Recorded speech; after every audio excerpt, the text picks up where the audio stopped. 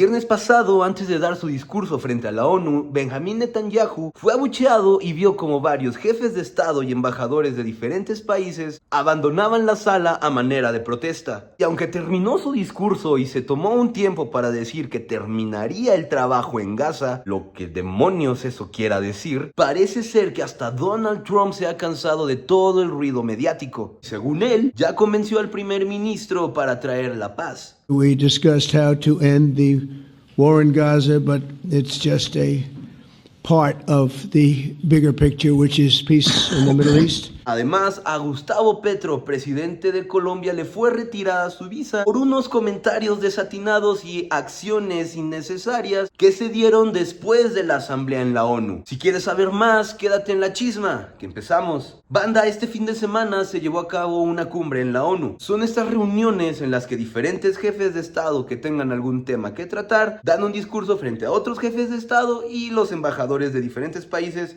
frente a la ONU. Pues entre ellos, uno de los más importantes, por lo menos este fin de semana, fue el discurso de Netanyahu, quien por cierto para llegar a Nueva York tuvo que diseñar un plan de vuelo verdaderamente vergonzoso. Esto porque él ha sido catalogado como un criminal de guerra por la Corte Internacional de Justicia, lo cual a mí me parece muy bien porque atacar con bombas de magnesio a la población de cualquier ciudad donde haya niños me parece horrible. Por esto mismo, el cruzar espacio aéreo de algún país que sea parte de la Corte Internacional significa que lo podrían bajar. La neta es que yo dudo mucho que cualquier país de la Unión Europea lo hubiera bajado, porque todos los países de la Unión Europea están dentro de la Corte Internacional de Justicia, por lo cual sus fuerzas aéreas deberían intervenir en estos casos. Particularmente Netanyahu no se arriesgó por el caso de Italia y España, ya que son los únicos dos países miembros de la Unión Europea que han enviado buques militares para resguardar a la flotilla que planea romper el asedio que tiene Israel en Gaza. Pero ese es otro tema que merecería un video por sí mismo. Cuando Netanyahu pretendía dar su discurso fue que la mayoría de los asistentes se pusieron de pie y sencillamente se retiraron. Please order in the hall.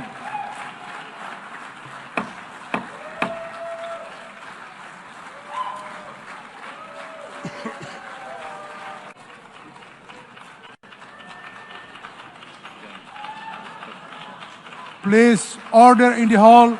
Hubo quien aplaudió la acción, hubo quien reprobó la acción, y entre toda la jiribilla y entre toda la rechifla, la delegación mexicana permaneció en el lugar. Y no tiene nada de malo, al contrario me parece prudente que México se sume a mantenerse neutral para escuchar lo que los otros tienen que decir, pero siempre declarando que eso, lo que está ocurriendo en Palestina, está mal. Básicamente son casi 10 minutos de él decir: nosotros estamos bien, ustedes están mal por apoyarlos a ellos y ustedes deberían apoyarnos a nosotros, aunque eso implique acabar con la vida de decenas de niños, mujeres, etcétera, etcétera, etcétera. Passed against Israel in this hall at the UN General Assembly than against the entire world combined.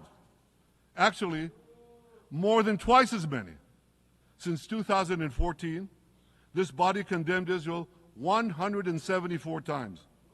It condemned all the other countries in the world 73 times. Este tema se ha calentado al punto que el presidente Trump tuvo que intervenir. Que durante la gira de Netanyahu por Estados Unidos, claro que tenía programada otra visita a la Casa Blanca. Sin embargo, quizás esta vez no salió tan contento. Y es que hoy lunes, en una rueda de prensa conjunta, Donald Trump festejó y recalcó varias veces la buena relación que tiene Estados Unidos con Israel. Aún así, se han establecido ya una especie de plan que pretende terminar la guerra en Gaza. La reunión pareció ser tan fructífera que incluso Donald Trump llamó a este como quizás uno de los días más importantes de la historia. So this is a big day. Trump ha propuesto un plan de 20 puntos con el que se supone lograrán traer la paz en Gaza y acabar con la violencia. Y estos 20 puntos van desde el completo desarme de la facción de Hamas hasta garantizar el bienestar y el desarrollo del pueblo palestino que ya ha sufrido suficiente. No son mis palabras, de hecho son explícitamente las palabras con las que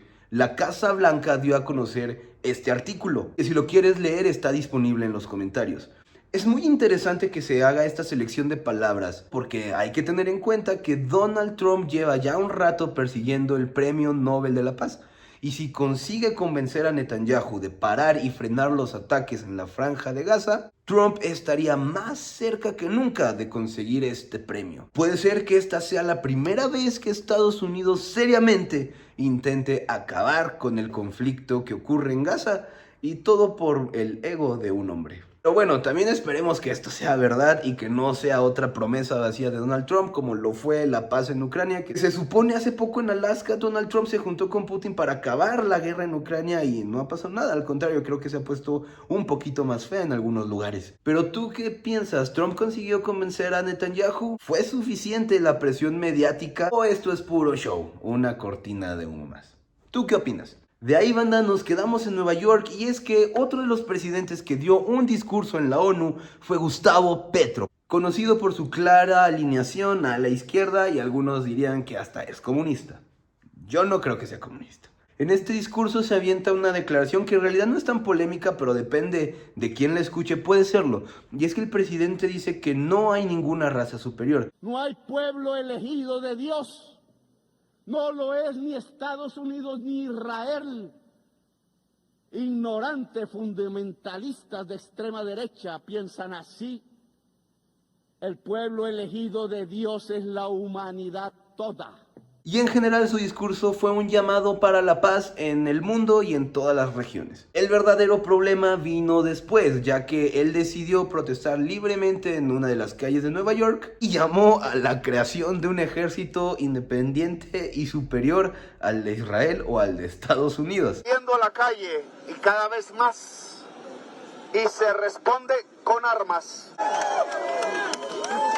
Y por tanto hay que configurar un ejército más poderoso que el de los Estados Unidos e Israel juntos. Y aquí hay que ser bien sinceros, o sea, si bien la declaración tiene cierta intención positiva, todo resulta muy polémico por el lugar y por las circunstancias. Claro que lo que dice Petro tiene bastante sentido. ¿Cómo puedes tú garantizar la paz en el mundo si los ejércitos más poderosos y que se supone están al servicio de la paz, pues no han garantizado la paz y al contrario, han contribuido a los actos más atroces que nuestra generación ha visto? Y de nuevo, esto es bastante polémico por el lugar en el que se encuentra. No es prudente estar en las calles de un país y decir tenemos que hacer un ejército más poderoso que el que hay en este país. Digo, es totalmente válido porque hay una parte de razón en eso, pero vato, es arriesgarte a que te pase lo que te pasó. Y antes no lo arrestaron porque era un jefe de estado. El otro lado de la moneda es que, ¿por qué chingados entonces está la ONU ahí? Si no puedes hablar de esas cosas donde hay un edificio de la ONU, donde supuestamente los líderes de estado y los líderes del planeta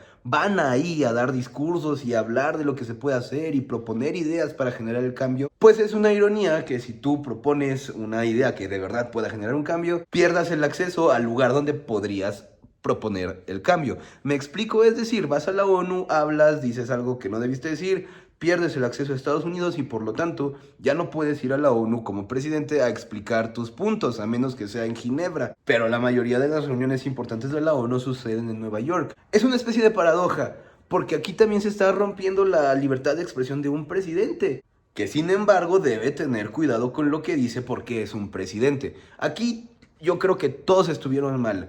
Petro por no entender los espacios, por no entender el lugar y el contexto en el que se encontraba, pero también Estados Unidos por quitarle la visa a un jefe de estado que se encontraba en un lugar en el que justamente podía hablar. Y tú me vas a decir, pero es que él ya no estaba en la ONU, estaba afuera, estaba en un parque, es que ahí fue donde él habló. Es que ese es precisamente el problema, que la ONU o el edificio más importante de la ONU que se encuentra en Estados Unidos. Para que lo entiendas más fácil, sería como poner el edificio más importante de la ONU en Moscú, Rusia, o en Pekín, China. ¿Me explico a dónde quiero llegar?